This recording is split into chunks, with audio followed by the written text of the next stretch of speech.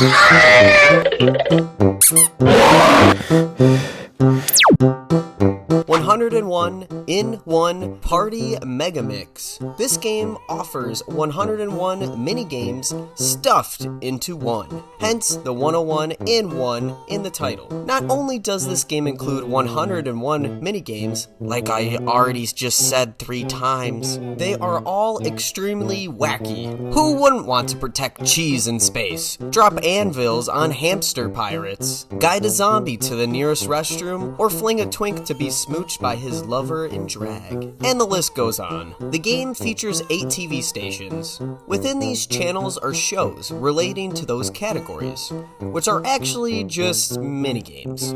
As you proceed through the games, you unlock new TV stations and shows. A handful of the games support up to 4-player multiplayer mode, hence the party in the game title. The game has 3 game modes to choose from. TV Guide, where you navigate through different themed channels, playing minigames to beat high scores and unlock more games.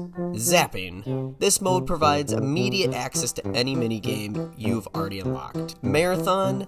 Up to 4 players can compete by playing 5 random selected minigames in a row with the goal of achieving the highest overall score. For the purpose of this review, I played all 101 minigames, and I can say it was an experience, that's for sure. Here's a list of all of them if you care. Hope that wasn't too fast for you. Before starting this video, I actually tried to find a list of all the minigames online, and I failed to find one. Even Wikipedia doesn't have a page for this game. And that's how you know it's good.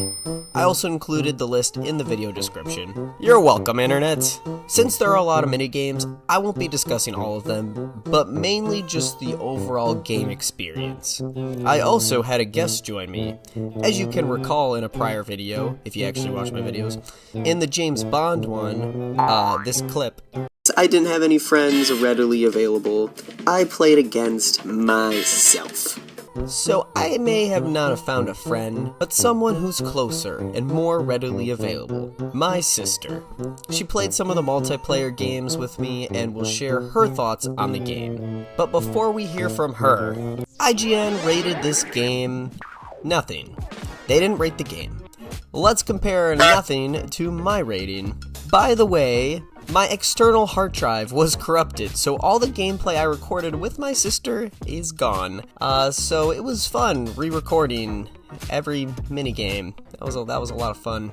But thankfully, the recording of my sister rating this game is saved. So here we go into my sister's rating. Do I speak into this? Yeah, that's where you speak into. Did you like the game? It was different. I wouldn't say it's the best game out there, but it's certainly a game. How do you think the game could be improved? Oh, the graphics are quite unique, but everything's just slightly outdated. I had a real problem with the controls in most of the games, and they flashed the instructions for about 2 seconds, and then they expected you to play and know what you're doing. Would you have enjoyed this game if you were a kid? Probably more than I did now. What was your favorite part of the game? Oh God. At first when we were playing, it was actually really, really boring, and I was like, this game sucks. But the more we played it, it was more fun, and I think we just started getting more fun games. Like, I really liked the tomb, or statue headbutting off the thing. And then we played there was a lot of good stuff in there. That's an insult. Well, thanks for joining Bark's videos. Thank you for having me. It was quite the adventure. I can't wait to join again. Alright, let's hear my thoughts. Game functionality. I'd say 30% of the minigames functioned well. Yeah, about 30%. And the other 70% could have improved. Yeah. The controls are pretty simple. Here are some examples of the movements for each game. For just the Wii remote, you have the classic click and point, or even simpler, just point and guide games.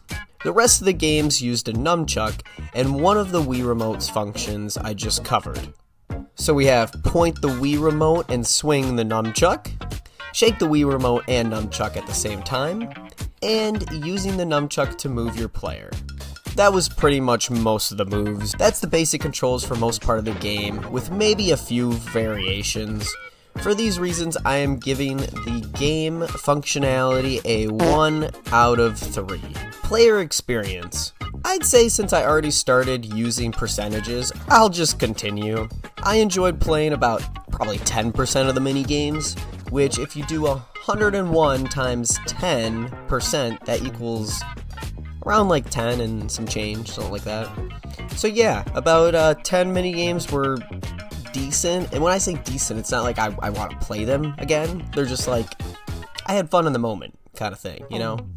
Even though most of the mini-games weren't fun to play, I did enjoy the wackiness and randomness of the games and characters.